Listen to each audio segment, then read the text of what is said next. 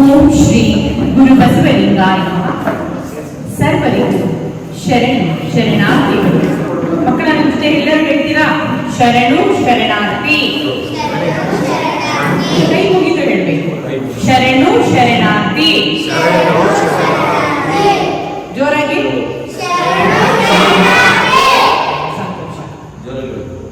ಹಾಲ ತೊರೆಗೆ ಬೆಲ್ಲದ ಕೆಸರು, ಸಕ್ಕರೆಯ ಮಳಲು, ತವರಾಗದ ನೊರೆ ತೊರೆಯಂತೆ ಆದ್ಯರ ವಚನವಿರಲು, ಬೇರೆ ಬಾವಿಯ ತೋಡಿ ಉಪ್ಪ ನೀರುಂಬುವನ ವಿಧಿಯಂತೆ ಆಯಿತೆನ್ನ ಮತಿ ಕೂಡಲ ಸಂಗಮ ದೇವ.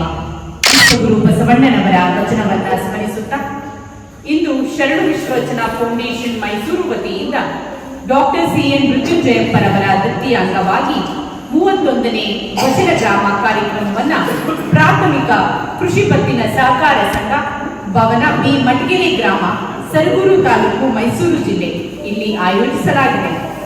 ಈ ಕಾರ್ಯಕ್ರಮದ ಕಾರಣೀಭೂತರು ದತ್ತಿ ದಾಸೋಹಿಗಳು, ನಮ್ಮ ಫೌಂಡೇಶನ್ನ ಕೇಂದ್ರೀಯ ಸಂಚಾಲಕರು ಆಗಿರುವಂತಹ ಶ್ರೀಮತಿ ಸುಧಾ ಮೃತ್ಯುಂಜಯಪ್ಪರವರಿಗೆ ಭಕ್ತಿಪೂರ್ವಕ ಶರಣು ಶರಣಾರ್ಥಿಗಳನ್ನ ಸಲ್ಲಿಸುತ್ತೇನೆ. ಕಾರ್ಯಕ್ರಮದ ಅಧ್ಯಕ್ಷತೆಯನ್ನು ವಹಿಸಿರುವಂತಹ ಶ್ರೀಯುತ ವಚನಕುಮಾರ ಸ್ವಾಮಿರವರೇ, ಮುಖ್ಯ ಅತಿಥಿಗಳಾಗಿ ಆಗಮಿಸಿರುವಂತಹ ಶ್ರೀಯುತ ವೀರಭದ್ರ ಸ್ವಾಮಿರವರೇ, ಶ್ರೀ ಅಣ್ಣಯ್ಯ ಸ್ವಾಮಿರವರೇ, ಶ್ರೀ ಗಣಪತಿರವರೇ, ಶ್ರೀ ಗುಣಪಾಲ್ರವರೇ, ಶ್ರೀ ರಾಜಣ್ಣರವರೇ, ಶ್ರೀ ಮಾದಪ್ಪ ಬಾಡಗಾರವರೇ, ಶ್ರೀ ಶಿವನಂದಪ್ಪ ನಿರ್ದೇಶಕರು, ಶ್ರೀ ರವಿಕುಮಾರ್ ಅವರೇ, ಶ್ರೀ ಪದ್ಮರಾಜ್ ಅವರೇ, ಹಾಗೂ ನಮ್ಮ ಫೌಂಡೇಶನ್ನಲ್ಲಿ ಪ್ರತಿಯೊಂದು ಕಾರ್ಯಕ್ರಮದಲ್ಲೂ ಸಹಕಾರಿಯಾಗಿರುವಂತಹ ನಮ್ಮ ಫೌಂಡೇಶನ್ನ ಉಪಾಧ್ಯಕ್ಷರಾದಂತಹ ಶ್ರೀಯುತ ಶಿವಪುರ ಉಮಾಪತಿರವರೇ, ಶ್ರೀಯುತ ಬಿ ಲಿಂಗಣ್ಣರವರೇ, ಹಾಗೆ ಸ್ನೇಹ ಬಳಗದ ವತಿಯಿಂದ ಈ ಕಾರ್ಯಕ್ರಮವನ್ನು ಕಣ್ತುಂಬಿಕೊಳ್ಳಲು ಬಂದಿರುವಂತಹ ನನ್ನ ಆತ್ಮೀಯರು, ಸ್ನೇಹಿತರು ಆದಂತಹ ಶ್ರೀಮತಿ ಸೀಮಾ ಮೋಹನ್ ರವರೇ, ಶ್ರೀಮತಿ ಉಮಾ ಪ್ರತಾಪ್ ರವರೇ, ಶ್ರೀಮತಿ ಶೀಲಾ ದಯಾನಂದ್ ರವರೇ, ಹಾಗೂ ಮಟಗೆರೆ ಗ್ರಾಮದ ಎಲ್ಲ ಗ್ರಾಮಸ್ಥರೇ, ಪ್ರತಿಯೊಬ್ಬರಿಗೂ ಹಿರಿಯರೇ ಕಿರಿಯರೇ ಎಲ್ಲರಿಗೂ ಮತ್ತೊಮ್ಮೆ ಮಗದೊಮ್ಮೆ ಶರಣು ಶರಣಾರ್ಥಿಗಳು. ಬಂಧುಗಳೇ, ಈಗಾಗಲೇ ನಮ್ಮ ಫೌಂಡೇಶನ್ನ ಉಪಾಧ್ಯಕ್ಷರಾದಂತಹ ಶಿವಪುರ ಉಮಾಪತಿರವರು ನಮ್ಮ ಫೌಂಡೇಶನ್ನ ಕಾರ್ಯಕ್ರಮಗಳ ಬಗ್ಗೆ ನಿಮಗೆ ತಿಳಿಸಿಕೊಟ್ಟಿದ್ದಾರೆ. ಸ್ವಾಗತಕ್ಕೆ ಮಾತನಾಡಬೇಕಾದ್ರೆ ಶಾಲೆಯಲ್ಲಿ ಮಾಡುವಂತಹ ಕಾರ್ಯಕ್ರಮ ಆಗಿರ್ಬೋದು, ವಿದ್ಯಾರ್ಥಿ ನಿಲಯ, ಅನಾಥಾಶ್ರಮ, ವಚನ ಗ್ರಾಮ, ಹೀಗೆ ಹಲವಾರು ಕಡೆ ಹೋಗಿ ನಮ್ಮ ಫೌಂಡೇಶನ್ ವತಿಯಿಂದ ವಚನ ಪ್ರಸಾರ ಮಾಡುವಂತಹ ಕಾರ್ಯಕ್ರಮಗಳನ್ನ ಮಾಡ್ತೀವಿ. ಈ ಒಂದು ಕಾರ್ಯಕ್ರಮವನ್ನ ಪ್ರಾರಂಭ ಮಾಡಿದ್ದು ನಾವು 2016 ಜನವರಿ 15ರಂದು. ಈಗಾಗಲೇ 11 ವರ್ಷ ಪೂರೈಸಿದ್ದೇವೆ. 15 ದೇಶ, 10 ರಾಜ್ಯ ಮತ್ತೆ ಕರ್ನಾಟಕದಾದ್ಯಂತ ಪ್ರತಿಯೊಬ್ಬರಿಗೂ ಕೂಡ ತಂತ್ರಜ್ಞಾನವನ್ನ ಬಳಸಿಕೊಂಡು, ಕೆಲವು ಕಡೆ ಭೌತಿಕವಾಗಿ ನಾವೇ ಹೋಗಿ ಕಾರ್ಯಕ್ರಮವನ್ನ ಮಾಡಿಕೊಂಡು ಕಾರ್ಯಕ್ರಮವನ್ನ ನಡೆಸಿಕೊಂಡು ಬರ್ತಿದ್ದೇವೆ. ಸಾಕಷ್ಟು ಕಾರ್ಯಕ್ರಮದಲ್ಲಿ ಈ ವಚನ ಗ್ರಾಮ ಕಾರ್ಯಕ್ರಮವು ಒಂದು. ನಮ್ಮ ಫೌಂಡೇಶನ್ನ ಸುಧಾ ಮೃತ್ಯುಂಜಯಪ್ಪರವರ ಬಗ್ಗೆ ನಾನು ಹೇಳಬೇಕು ಅಂದ್ರೆ, ಅವರು ನಮಗೆ 11 ವರ್ಷದಿಂದ ಪರಿಚಯ. ಈ ಒಂದು ಸಂಸ್ಥೆ ಮಗುವಾಗಿದ್ದಾಗ ಆ ಮಗುವಿಗೆ ಒಂದು ಪ್ರೇರಣೆ, ಒಂದು ಏನಾದ್ರೂ ಆ ಒಂದು ಊಟ ಕೊಟ್ರೆ ಅಲ್ವಾ ಯಾವ ಮಗು ಇನ್ನೂ ಸ್ವಲ್ಪ ದೊಡ್ಡದಾಗಿ ಆಗೋದು. ಅದೇ ರೀತಿ ನಮ್ಮ ಫೌಂಡೇಶನ್ ಮಗುವಾಗಿದ್ದಾಗ ಆ ಮಗುವಿಗೆ ಒಂದು ಪ್ರೋತ್ಸಾಹವನ್ನ ಕೊಟ್ಟು ಇವತ್ತು ಇಷ್ಟು ದೊಡ್ಡವರಾಗಿದ್ದೀವಿ ಅಂತಂದ್ರೆ ಈ ಒಂದು ಸಂಸ್ಥೆ ದೊಡ್ಡದಾಗಿದೆ ಅಂದ್ರೆ ನಮ್ಮ ಸುಧಾ ಮೃತ್ಯುಂಜಯಪ್ಪ ಮೇಡಮ್ ಅವರೇ ಕಾರಣ. ಯಾಕಂದ್ರೆ ಅವತ್ತು ನಮ್ಮ ಫೌಂಡೇಶನ್ನ ಮಾರ್ಗದರ್ಶಕರಾಗಿ ನಮಗೆ ತಂದೆ ತಾಯಿಯ ಸ್ಥಾನದಲ್ಲಿ ನಿಂತುಕೊಂಡು, ನಾನು ನಿಮ್ಮ ಜೊತೆ ಇದ್ದೀನಿ, ನಾನು ಈ ಸಂಸ್ಥೆ ಒಳ್ಳೆಯ ಕೆಲಸಗಳನ್ನ ಮಾಡಬೇಕು ಅಂತ ಬೆಂತಟ್ಟಿ ಈ ಒಂದು ಕಾರ್ಯಕ್ರಮವನ್ನ, ಈ ಕೆಲಸವನ್ನ ನಾವು ಮಾಡುವುದಕ್ಕೆ ಪ್ರಾರಂಭ ಮಾಡಿದ್ವಿ. ಸಾಕಷ್ಟು ಕೃತಿಗಳನ್ನ, 50ಕ್ಕೂ ಹೆಚ್ಚು ಕೃತಿಗಳನ್ನ ನಮ್ಮ ಫೌಂಡೇಶನ್ ವತಿಯಿಂದ ನಾವೀಗಾಗಲೇ ಪ್ರಕಟಿಸಿದ್ದೇವೆ. ಇದು 31ನೇ ಕಾರ್ಯಕ್ರಮ. 160ಕ್ಕಿಂತ ಹೆಚ್ಚು ಶಾಲೆಗಳೆಡೆಗೆ, ವಚನಗಳ ನಡೆಗೆ ಕಾರ್ಯಕ್ರಮಗಳನ್ನ ಮಾಡಿದ್ದೇವೆ. ಹೀಗೆ ಶಾಲೆ, ಕಾಲೇಜು, ಯೂನಿವರ್ಸಿಟಿ ಲೆವೆಲ್ವರೆಗೂ ಈ ಕಾರ್ಯಕ್ರಮಗಳನ್ನ ಮಾಡ್ಕೊಂಡು ಹೋಗ್ತಾ ಇದ್ದೇವೆ. ಈ ಒಂದು ವಚನ ಗ್ರಾಮ ದತ್ತಿಯನ್ನ ಸ್ಥಾಪನೆ ಮಾಡಬೇಕು ಅಂತ ನಾವು ಸುಧಾ ಮೇಡಮ್ ರವರ ಹತ್ರ, ಮೃತ್ಯುಂಜಯಪ್ಪ ಸರ್ ಹತ್ರ ನಾವು ಕೇಳ್ಕೊಂಡಾಗ ಅವರು ಶಾಲೆಗಳೆಡೆಗೆ ವಚನಗಳ ನಡಿಗೆ ಕಾರ್ಯಕ್ರಮವನ್ನ ಜೇಸಸ್ ಸ್ಕೂಲ್ನಲ್ಲಿ ಪ್ರತಿ ವರ್ಷ ವರ್ಷ ಮಾಡೋಣ ಅಂತ 2 ದತ್ತಿಯನ್ನ ಸ್ಥಾಪನೆ ಮಾಡ್ತಾರೆ. ಪ್ರತಿ ವರ್ಷ ಸುತ್ತೂರಿನ ಜೇಸಸ್ ಅಲ್ಲಿ ನಾವು ಶಾಲೆಗಳಿಗೆ ವಚನಗಳ ನಡಿಗೆ ಕಾರ್ಯಕ್ರಮವನ್ನ ಮಾಡ್ತೇವೆ. ಹಾಗೆ ಸರಗೂರಿನ ಜೇಸಸ್ ನಲ್ಲೂ ಕೂಡ ಈ ಒಂದು ಕಾರ್ಯಕ್ರಮವನ್ನ ಶಾಲೆಗಳಿಗೆ ವಚನಗಳ ನಡಿಗೆ ಕಾರ್ಯಕ್ರಮವನ್ನ ಮಾಡ್ಕೊಂಡು ಹೋಗ್ತೇವೆ. ಮತ್ತೆ ಹೊಸದಾಗಿ ವಚನ ಗ್ರಾಮ ಕಾರ್ಯಕ್ರಮವನ್ನ ಮಾಡಬೇಕು ಅಂತ ಅನ್ಕೊಂಡಾಗ ಮೇಡಮ್ ರವರು ನಾನು ಕೂಡ ಒಂದು ದತ್ತಿ ಸ್ಥಾಪನೆ ಮಾಡ್ತೀವಿ. ಮೃತ್ಯುಂಜಯಪ್ಪ ಸರ್ ಅವರು ಹೆಸರಾಂತ ವೈದ್ಯರಾಗಿದ್ದರು. ಡಾಕ್ಟರ್ ಮೃತ್ಯುಂಜಯಪ್ಪ ಸರ್ ಅಂತ ಅಂದ್ರೆ ಈ ಸರಗೂರು ಭಾಗದಲ್ಲಿ ಅವರಿಗೆ ಜನರಿಗೆ ದೇವರಿದ್ದ ಹಾಗೆ. ಆ ರೀತಿ ಎಲ್ಲರಿಗೆ ಒಂದು ಆತ್ಮೀಯರಾಗಿದ್ದರು. ವೈದ್ಯರು ಅಂತಂದ್ರೆ ಕೆಲವರು ಬಹಳ ದೊಡ್ಡ ಸ್ಥಾನದಲ್ಲಿರ್ತಾರೆ, ಅವ್ರನ್ನ ಮಾತಾಡಿಸೋದಕ್ಕೆ ಹೇಗೆ ಸಾಧ್ಯ ಅಂತ ಅನ್ಕೊಳ್ತಾರೆ. ಬಟ್ ಆದ್ರೆ ಅವರು ಎಲ್ಲರನ್ನು ಒಂದಾಗಿದ್ದರು. ಇವನಾರವ ಇವನಾರವ ಇವನಾರವ ನೆಂದೆನಿಸದಿರಯ್ಯ, ಇವ ನಮ್ಮವ ಇವ ನಮ್ಮವ ಇವ ನಮ್ಮವ ನೆಂದೆನಿಸಯ್ಯ, ಕೂಡಲ ಸಂಗಮ ದೇವ ನಿಮ್ಮ ಮನೆಯ ಮಗನೆಂದೆನಿಸಯ್ಯ ಎನ್ನುವ ಹಾಗೆ ಎಲ್ಲರನ್ನು ಪ್ರೀತಿಯಿಂದ ಕಂಡವರು ಡಾಕ್ಟರ್ ಮೃತ್ಯುಂಜಯಪ್ಪ ಸರ್. ಅದರಿಂದಾಗಿ ಮೇಡಮ್ ಅವರು ಇಲ್ಲ ವಚನ ಗ್ರಾಮ ಕಾರ್ಯಕ್ರಮವನ್ನ ಮಾಡೋಣ ಅಂತ ಹೇಳಿ ಅವರ ಹುಟ್ಟೂರಾದಂತಹ ಚಿಕ್ಕಬಾಗಿಲಲ್ಲೇ ನಾವು ಪ್ರಾರಂಭ ಮಾಡಿದ್ವಿ. ಅಲ್ಲಿಂದ ವಚನ ಗ್ರಾಮ ಕಾರ್ಯಕ್ರಮವನ್ನ ಮಾಡ್ಕೊಂಡು ಬಂದ್ವಿ. ಪ್ರತಿ ವರ್ಷ ವಚನ ಗ್ರಾಮ ಕಾರ್ಯಕ್ರಮ ಅಂದ್ರೆ ಒಂದು ಗ್ರಾಮಕ್ಕೆ ಬಂದು ಗ್ರಾಮದಲ್ಲಿರುವಂತಹ ಎಲ್ಲ ಮನೆಗಳಿಗೆ ಭೇಟಿ ಕೊಟ್ಟು ಒಂದು ವಚನ ಪುಸ್ತಕವನ್ನ, ಯಾಕಂದ್ರೆ ವಚನ ಸಾಹಿತ್ಯ ಜನ್ಮ ತಾಳಿದ್ದು ನಮ್ಮ ಕರ್ನಾಟಕದಲ್ಲಿ, ನಮ್ಮ ಭಾರತ ದೇಶದಲ್ಲಿ.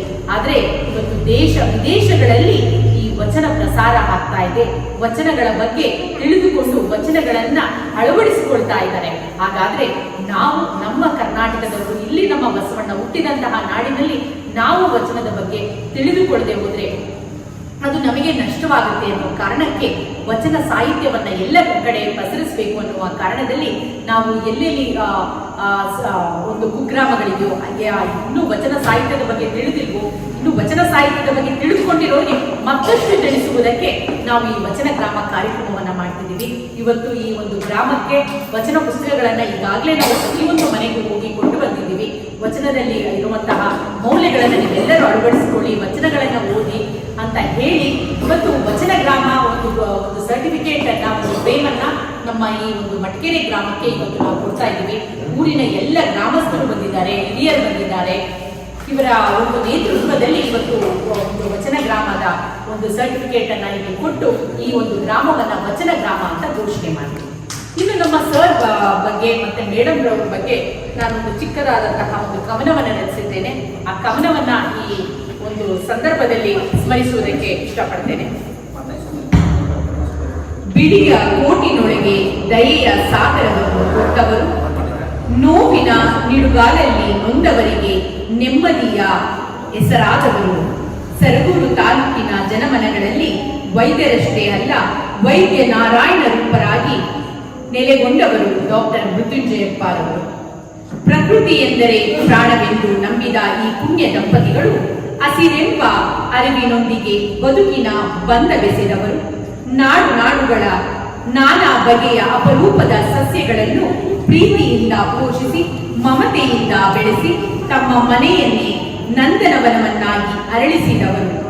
ಪ್ರತಿಯೊಂದು ಗಿಡದಲ್ಲೂ ಜೀವದ ಜ್ಯೋತಿಯನ್ನು ಕಂಡು, ಪ್ರತಿಯೊಂದು ಹೂವಿನಲ್ಲೂ ದೇವರ ನಗುವನ್ನು ಕಂಡು, ಪ್ರತಿಯೊಂದು ಎದೆಯಲ್ಲೂ ಪ್ರಕೃತಿಯ ಪವಿತ್ರ ಸ್ಪಂದನವನ್ನು ಆಸ್ವಾದಿಸಿದವರು. ಅವರ ಮನೆಯಂಗಳವು ಕೇವಲ ತೋಟವಲ್ಲ, ಹಸಿರಿನ ಹಬ್ಬ, ಅರಳಿದ ಜೀವಂತ ಉದ್ಯಾನವನ. ಅವರ ಔಷಧಿ ದೇಹದ ನೋವನ್ನು ನೀಗಿಸಿದರೆ, ಅವರ ಮಮತೆಯ ಮಾತು ಮನದ ಗಾಯವನ್ನು ಮರೆಮಾಡಿಸಿತು. ಬಡವರು ಶ್ರೀಮಂತ ಎಂಬ ಭೇದವಿಲ್ಲದೆ ಪ್ರತಿಯೊಬ್ಬ ರೋಗಿಯ ಮುಖದಲ್ಲಿ ದೇವರ ದರ್ಶನ ಕೊಟ್ಟು ಸೇವೆಯನ್ನೇ ತಮ್ಮ ಧರ್ಮವಾಗಿ, ಮಾನವೀಯತೆಯನ್ನೇ ತಮ್ಮ ಉಸಿರಾಗಿ ಬದುಕಿದ ಮಹನೀಯರು. ಮನುಜರ ಬದುಕಿಗೆ ಆರೋಗ್ಯದ ಬೆಳಕು ಹಂಚಿದ ಕೈಗಳು, ಭೂಮಿಗೆ ಹಸಿರಿನ ಹೊದಿಕೆಯನ್ನು ಒದಿಸಿದ ಹೃದಯಗಳು. ಒಂದು ಕೈಯಲ್ಲಿ ಔಷಧಿಯ ಅಮೃತ, ಇನ್ನೊಂದು ಕೈಯಲ್ಲಿ ಪ್ರಕೃತಿಯ ಅಮೃತ. ಇವೆರಡನ್ನು ಸಮಾನವಾಗಿ ಆರಾಧಿಸಿದ ಶ್ರೀಮತಿ ಸುಧಾ ಮೃತ್ಯುಂಜಯಪ್ಪ ದಂಪತಿಗಳ ಸೇವೆ, ಸೌಂದರ್ಯ ಮತ್ತು ಹಸಿರಿನ ಶಾಶ್ವತ ಪ್ರತೀಕ. ಇವರಿಬ್ಬರ ಬಗ್ಗೆ ಹೇಳೋದಕ್ಕೆ ಒಂದು ದಿನ ಸಾಕಾಗುತ್ತಿಲ್ಲ, ಯಾಕಂದ್ರೆ ಅಷ್ಟು ಕೆಲಸಗಳನ್ನ ಮಾಡಿದ್ದಾರೆ. ಮೇಡಮ್ ಈಗ ನಮ್ಮ ಫೌಂಡೇಶನ್ ಜೊತೆ ಮಾತ್ರ ಅಲ್ಲ, ಶರಣ ಸಾಹಿತ್ಯ ಪರಿಷತ್ತಿನ ಕೇಂದ್ರೀಯ ಸಮಿತಿಯ ಒಂದು ಸದಸ್ಯರಾಗಿದ್ದಾರೆ. ಹಾಗೆ ಕದಳಿ ವೇದಿಕೆಯಲ್ಲಿ ಕೂಡ ಇದ್ದಾರೆ. ಸಾಕಷ್ಟು ಕೆಲಸಗಳನ್ನ, ಅದರಲ್ಲೂ ಈ ಸರಗೂರು ಭಾಗ ಅಂದ್ರೆ ಅವ್ರಿಗೆ ಬಹಳ ಇಷ್ಟ. ಯಾಕಂದ್ರೆ ಮೇಡಮ್ ಮತ್ತೆ ಸರ್ ಇಲ್ಲೇ ಸರಗೂರಿನಲ್ಲಿದ್ದವರು. ಸರ್ ಎಲ್ಲರಿಗೂ ಔಷಧಿಯನ್ನ ಕೊಡ್ತಿದ್ರೆ, ಮನೆಗೆ ಯಾರಾದ್ರೂ ಬಂದ್ರೆ ಅವ್ರಿಗೆ ರೋಗಿಗಳಿಗೆ ಏನಾದ್ರು ಊಟ ಮಾಡಿಲ್ಲ ಅಂದ್ರೆ ಮೇಡಮ್ ಊಟ ಮಾಡಿ ಅಡಿಗೆ ಮಾಡಿ ಊಟವನ್ನ ಬಡಿಸ್ತಾ ಇದ್ರು. ಅನ್ನಪೂರ್ಣೇಶ್ವರಿಯ ರೀತಿಯಲ್ಲಿ ಎಲ್ಲರಿಗೆ ಆ ದಂಪತಿಗಳು ಒಂದು ರೀತಿ ದೇವರ ರೂಪದಲ್ಲಿ ಕಾಣ್ತಾ ಇದ್ದವರು. ಇಂಥವರನ್ನ ಸ್ಮರಿಸೋದು ಕೂಡ ಒಂದು ಪುಣ್ಯದ ಕ್ಷಣ ಅಂತ ನಾನು ಭಾವಿಸಿದ್ದೇನೆ. ಯಾಕಂದ್ರೆ ಒಳ್ಳೆಯ ಕೆಲಸವನ್ನ ಮಾಡಿದವರನ್ನ ಸ್ಮರಿಸುವ ಜೊತೆಗೆ ಆ ಒಳ್ಳೆಯತನವನ್ನ, ಅವರಲ್ಲಿದ್ದಂತಹ ಮೌಲ್ಯಗಳನ್ನ, ಆದರ್ಶಗಳನ್ನ ನಾವು ಕೂಡ ಪಾಲಿಸಿದ್ದೆ ಆದ್ರೆ ನಿಜವಾಗ್ಲೂ ಅವರ ಒಂದು ಆತ್ಮಕ್ಕೆ ಶಾಂತಿ ಸಿಕ್ಕುವ ಹಾಗೆ ಆಗುತ್ತೆ. ಇವತ್ತು ಮೃತ್ಯುಂಜಯಪ್ಪ ಸರ್ ಭೌತಿಕವಾಗಿ ನಮ್ಮ ಜೊತೆ ಇಲ್ಲ, ಆದ್ರೂ ಕೂಡ ಅವರು ಮಾಡಿದಂತಹ ಕೆಲಸದಲ್ಲಿ, ಕಾಯಕದಲ್ಲಿ ಅವರು ಕೈಲಾಸವನ್ನ ಕಂಡವರು. ಆದ್ರಿಂದಾಗಿ ಅವರು ಮಾಡಿದಂತಹ ವೈದ್ಯ ವೃತ್ತಿ ಇನ್ನೂ ಕೂಡ ಹೆಸರನ್ನ ತಂದುಕೊಡುತ್ತೆ. ಇನ್ನು ಮುಂದಿನ ಶತಮಾನದಲ್ಲೂ ಕೂಡ ಡಾಕ್ಟರ್ ಮೃತ್ಯುಂಜಯಪ್ಪ ಸರ್ ಅವರನ್ನ ಎಲ್ಲರೂ ಸ್ಮರಿಸ್ತಾರೆ. ಯಾಕಂದ್ರೆ ಅಂತಹ ಒಳ್ಳೆಯ ಕೆಲಸವನ್ನ ಮಾಡಿದಂತಹ ಮಹನೀಯರು ನಮ್ಮ ಡಾಕ್ಟರ್ ಮೃತ್ಯುಂಜಯಪ್ಪ ಸರ್ ಅವರು. ಅವರ ಹೆಸರ ತಕ್ಕ ಹಾಗೆ ನಮ್ಮ ಸುಧಾ ಮೇಡಮ್ ರವರು ಕೂಡ ಸದಾ ಸರನ್ನ ಸ್ಮರಿಸುತ್ತಾ ಸಾಕಷ್ಟು ಹೆಚ್ಚು ಕಾರ್ಯಕ್ರಮಗಳನ್ನ ರೂಪಿಸ್ತಾ ಇರ್ತಾರೆ. ಅದರಲ್ಲೂ ಸರಗೂರು ಭಾಗದಲ್ಲಿ ಹೆಣ್ಣು ಮಕ್ಕಳಿಗೆ ಒಂದು ಒಳ್ಳೆಯ ಒಂದು ಸಂಸ್ಥೆಯನ್ನ ಸ್ಥಾಪನೆ ಮಾಡಬೇಕು ಅನ್ನೋದು ಅವರ ಮನಸ್ಸಿನಲ್ಲಿ ಇದ್ದಾಗ ಸ್ನೇಹ ಬಳಗ ಅಂತ ಒಂದು ಸಂಘವನ್ನ ಸ್ಥಾಪನೆ ಮಾಡಿ ಅಲ್ಲಿನ ಒಂದು ಹೆಣ್ಣು ಮಕ್ಕಳಿಗೆ ಯಾರು ಮನೆಯಲ್ಲೇ ಮಾತ್ರ ಇದ್ರೋ, ಮನೆ ಬಿಟ್ಟು ಆಚೆ ಕಡೆನೆ ಬರ್ತಿರ್ಲಿಲ್ವೋ ಅಂತವರನ್ನ ಮನೆಯಿಂದ ಹೊರಗಡೆ ಕರೆದುಕೊಂಡು ಬಂದು ಸಾಕಷ್ಟು ಅವರಿಗೂ ಕೂಡ ತರಬೇತಿಗಳನ್ನ ಕೊಟ್ಟು ಕಾರ್ಯಕ್ರಮಗಳನ್ನ ಮಾಡುವುದಕ್ಕೆ ಅವರಿಗೆ ಒಂದು ಚೈತನ್ಯವನ್ನ ಕೊಟ್ಟವರು ನಮ್ಮ ಸುಧಾ ಮೇಡಮ್ ಅವರು. ಇವತ್ತು ಸ್ನೇಹ ಬಳಗ ಅಂದಷ್ಟೇ ನಮಗೆ ನೆನಪಾಗೋದು ನಮ್ಮ ಶ್ರೀಮತಿ ಸುಧಾ ಮೃತ್ಯುಂಜಯಪ್ಪ ಮೇಡಮ್ ಅವರು. ಆ ಮಟ್ಟಿಗೆ ಅವರು ಕೆಲಸವನ್ನ ಮಾಡಿದ್ದಾರೆ. ಇವತ್ತು ಸ್ನೇಹ ಬಳಗದ 3 ಸದಸ್ಯರು ಕೂಡ ಇಲ್ಲಿಗೆ ಬಂದಿದ್ದಾರೆ. ಅವರನ್ನ ನೋಡಿದ್ರೆ ಬಹಳ ಖುಷಿ ಆಗುತ್ತೆ. ಯಾವಾಗ ಸುಧಾ ಮೇಡಮ್ ರವರು ಇಲ್ಲಿಗೆ ಬರ್ತಾರೋ ಅದ್ರ ಜೊತೆ ಸ್ನೇಹ ಬಳಗದ ಪ್ರತಿಯೊಬ್ಬರು ಸದಸ್ಯರು ಕೂಡ ಅವ್ರ ಜೊತೆ ಇರ್ತಾರೆ ಅಂತಂದ್ರೆ ಆ ಮೇಡಮ್ ಬಗ್ಗೆ ಅವರು ಎಷ್ಟು ಒಂದು ಪ್ರೀತಿ, ವಿಶ್ವಾಸ, ನಂಬಿಕೆಯನ್ನ ಇಟ್ಕೊಂಡಿದ್ದಾರೆ ಅಂತ. ಅಷ್ಟು ಮಾತ್ರವಲ್ಲ, ಪ್ರತಿಯೊಂದು ಗ್ರಾಮಗಳಿಗೂ ಹೋಗಿ ಯಾರಿಗೆ ಈ ಒಂದು ಹೊಲಿಗೆ ತರಬೇತಿಗಳನ್ನ ಕೊಟ್ಟು ಮಕ್ಕಳಲ್ಲಿ ಕೂಡ ಅವರು ಕೂಡ ಏನಾದ್ರೂ ಟೈಲರಿಂಗ್ ಕಲಿಬೇಕು ಅಂತಂದ್ರೆ ಅಥವಾ ದೊಡ್ಡವರಿಗೆ ಒಂದು ವೃತ್ತಿಯಾಗಿ ಕೂಡ ಅದು ರೂಪಿಸ್ಕೊಳ್ಬಹುದು ಅನ್ನೋ ನಿಟ್ಟಿನಲ್ಲಿ ಒಂದು ಟೈಲರಿಂಗ್ ತರಬೇತಿಯನ್ನ ಕೂಡ ಕೊಡ್ತಾ ಇದ್ದಾರೆ. ಇನ್ನು ಸಾಕಷ್ಟು ಕೆಲಸಗಳನ್ನ ಮಾಡ್ತಿದ್ದಾರೆ. ಜೆಎಸ್ಎಸ್ ನಲ್ಲಿ ಎಷ್ಟೋ ಜನ ಮಕ್ಕಳಿಗೆ ಸ್ಕಾಲರ್ಶಿಪ್ ಕೊಡ್ತಾರೆ. ಹೀಗೆ ತುಂಬಾ ಕೆಲಸವನ್ನ ಅವ್ರು ಮಾಡ್ತಿದ್ದಾರೆ. ಅವ್ರ ಕೆಲಸಗಳನ್ನ ಹೇಳೋದಕ್ಕೆ ಪದಗಳೇ ಸಾಕಾಗುವುದಿಲ್ಲ. ಇನ್ನು ಕೆಲವೊಂದು ಈ ಕೊರೋನಾ ಟೈಮ್ಗಳಲ್ಲಂತೂ ಜೆಎಸ್ಎಸ್ ನ ಆಸ್ಪತ್ರೆಗೆ ಅಲ್ಲಿ ನರ್ಸ್ಗಳಿಗೆ ಕಿಟ್ ಅನ್ನ ಕೊಟ್ಟರು. ಹೀಗೆ ಏನೇನು ಎಷ್ಟು ಕೆಲಸಗಳನ್ನ ಅವ್ರ ಕೈಲಿ ಮಾಡೋಕ್ಕಾಗುತ್ತೋ ಅಷ್ಟು ಕೆಲಸಗಳನ್ನ ಮಾಡಿರೋದ್ರಿಂದ ಅವರಿಗೂ ಕೂಡ ಸಾಕಷ್ಟು ಪ್ರಶಸ್ತಿಗಳು ಅವರನ್ನ ಅರಸಿ ಬಂದಿದೆ. ನಮ್ಮ ಫೌಂಡೇಶನ್ ವತಿಯಿಂದ ಕೂಡ ಅವರಿಗೆ ವಚನ ಸೇವಾರತ್ನ ಪ್ರಶಸ್ತಿಯನ್ನ ಕೊಟ್ಟಿದೆ. ಹೀಗೆ 10 ಹಲವಾರು ಪ್ರಶಸ್ತಿಗಳಿಗೆ ಭಾಜನರಾದವರು ಶ್ರೀಮತಿ ಸುಧಾ ಮೃತ್ಯುಂಜಯಪ್ಪ ಮೇಡಮ್ ಅವರು. ಅವ್ರ ಬಗ್ಗೆ ನಾನು ಎಷ್ಟು ಹೇಳಿದ್ರು ಸಾಕಾಗೋದಿಲ್ಲ. ಅವರ ಮಾತುಗಳನ್ನು ಕೂಡ ಕೇಳೋಣ, ಸರ್ ಬಗ್ಗೆ ಅವರ ಅನಿಸಿಕೆಗಳನ್ನು ಕೂಡ ಕೇಳೋಣ ಅಂತ ಹೇಳ್ತಾ, ಯಾಕಿವತ್ತು ನಾವು ಇವತ್ತು ನಿಮ್ಗೆಲ್ಲರಿಗೂ ಮಕ್ಕಳೇ ವಚನಗಳನ್ನ ಕೊಟ್ಟಿದ್ದೀವಿ ಅಂದ್ರೆ ನೀವೆಲ್ಲರೂ ಮುಂದಿನ ಪ್ರಜೆಗಳು.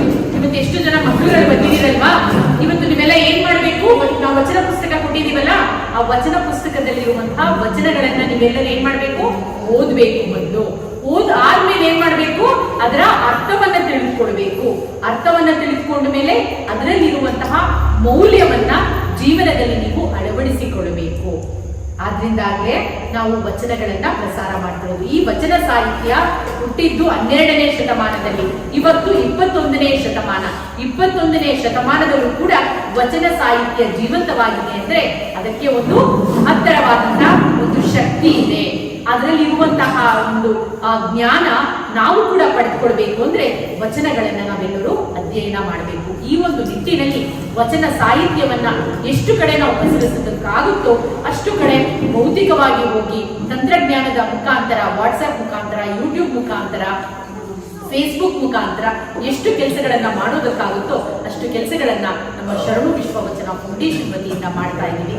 ನಿಮ್ಮೆಲ್ಲರ ಸಹಕಾರ ಪ್ರೋತ್ಸಾಹ ಹೀಗೆ ಇರಲಿ ಅಂತ ಹೇಳ್ತಾ, ಗ್ರಾಮಸ್ಥರು ಈಗಾಗಲೇ ನಾವು ಕೊಟ್ಟಿರುವಂತಹ ವಚನ ಪುಸ್ತಕಗಳನ್ನ ಎಲ್ಲರ ಕೈಯಲ್ಲಿ ಓದಿಸಿ, ಮತ್ತೊಂದು ದಿನ ನಾವಿಲ್ಲಿ ಬಂದ್ರೆ ಪ್ರತಿಯೊಬ್ಬರ ಬಾಯಿಯಲ್ಲೂ ಕೂಡ ವಚನಗಳು ರಾರಾಜಿಸಬೇಕು. ವಚನದ ಆ ಒಂದು ಮೌಲ್ಯಗಳನ್ನ ನಾವು ಅಳವಡಿಸಿಕೊಂಡಿದ್ರೆ ಆದ್ರೆ ಈ ದಿನ ನಾವು ವಚನ ಗ್ರಾಮ ಕಾರ್ಯಕ್ರಮ ಮಾಡಿರುವುದು ಸಾರ್ಥಕ ಆಗುತ್ತೆ ಅಂತ ಹೇಳ್ತಾ, ವೇದಿಕೆ ಮೇಲಿರುವಂತಹ ಎಲ್ಲ ಗಣ್ಯರನ್ನು ವಂದಿಸುತ್ತಾ ನನ್ನ ಒಂದೆರಡು ಮಾತುಗಳಿಗೆ ವಿರಾಮವನ್ನು ಹೇಳ್ತಿದ್ದೀನಿ. ಜೈ ಬಸವ, ಜೈ ಶಕ್ತಿ. ಹಿರಿಯ ನಿತ್ಯಣವಲ್ಲೇ ಸಿರಿಯ ನಿತ್ಯಣವಲ್ಲೇ ಇವರಿಬ್ಬ ರಾಜ್ಯ ನಿತ್ಯಣವಲ್ಲೇ ನಮ್ಮ ಶರಣರ ಸೂರ್ಯಗೆ ಒಂದರಗಳಿಗೆ ಇಲ್ಲ ನಾವಿಲ್ಲ ಅಂತ ಮಾತನ್ನು ಅಮ್ಮ ಹೇಳ್ತಾರೆ. ಯಾಕಂದ್ರೆ ನಾವೆಲ್ಲ ಮನೆಯೆಲ್ಲ ಮಕ್ಕಳೆಲ್ಲ ಹೇಳ್ತಿದ್ರು, ನಾವೇ ಬಸವಣ್ಣ ಹೇಳಿದ್ರು, ಆನೆ ನಂಗೆ ಬೇಡ, ಸಕಲ ಸಂಪತ್ತು ಬೇಡ, ನನಗೆ ರಾಜ್ಯ ಬೇಡ, ನನಗೆ ಮಾತ್ರ ಶರಣ ತಗೊಂಡಿಲ್ಲ ಅಂದರೆ ನಾನು ಭಾಳ ಬದುಕಿಲ್ಲ ಅಂತ ವಿಚಾರಗಳನ್ನೆಲ್ಲ ಮರಿಕೊಂಡಂಥ ಕುಮಾರಸ್ವಾಮಿ ಅವರು ಎಲ್ಲ ಹಣ ಮಾಡಲಿಕ್ಕೆ, ಅಡ್ಜಸ್ಟ್ ಮಾಡಲಿಕ್ಕೆ ರಿಯಲ್ ಎಸ್ಟೇಟ್ ಮಾಡ್ತಾರೆ, ಮತ್ತೆ ಫ್ಯಾಕ್ಟ್ರಿ ಕಟ್ತಾರೆ. ಆದರೆ ಇವರು ತಮ್ಮ ಸರ್ಕಾರಿ ನೌಕರಿ ವೃತ್ತಿಯನ್ನು ಘೋಷಿಸಿಕೊಂಡು ಈ ವಚನ ಶರಣವ ವಿಶ್ವವಚನ ಫೌಂಡೇಶನ್ ಸ್ಥಾಪನೆ ಮಾಡಿ ಜನರಿಗೆಲ್ಲ ಒಳ್ಳೆಯ ಕಾರ್ಯಕ್ರಮವನ್ನು ಕೊಡಬೇಕು, ವಚನಗಳು ತಿಳಿಸಬೇಕು.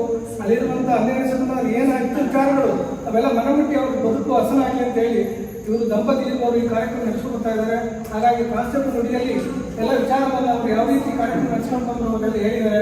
ಮತ್ತು 31ನೇ ಕಾರ್ಯಕ್ರಮ ಮಟ್ಟಿಗೆಲ್ಲ ನಡೀತಾ ಇದೆ. ಮತ್ತು ಶಾಲೆಗಳಿಂದ ಕಾರ್ಯಕ್ರಮಗಳು ಮತ್ತು ಎಲ್ಲ ಕಾರ್ಯಕ್ರಮ ಮಾಡಿ ಅವರು ಜನ್ಮನ ಗೆದ್ದಿದ್ದಾರೆ. ಹಾಗಾಗಿ ಅವರಿಗೆ ಹೃತ್ಪೂರ್ವಕವಾದ ಧನ್ಯವಾದಗಳು.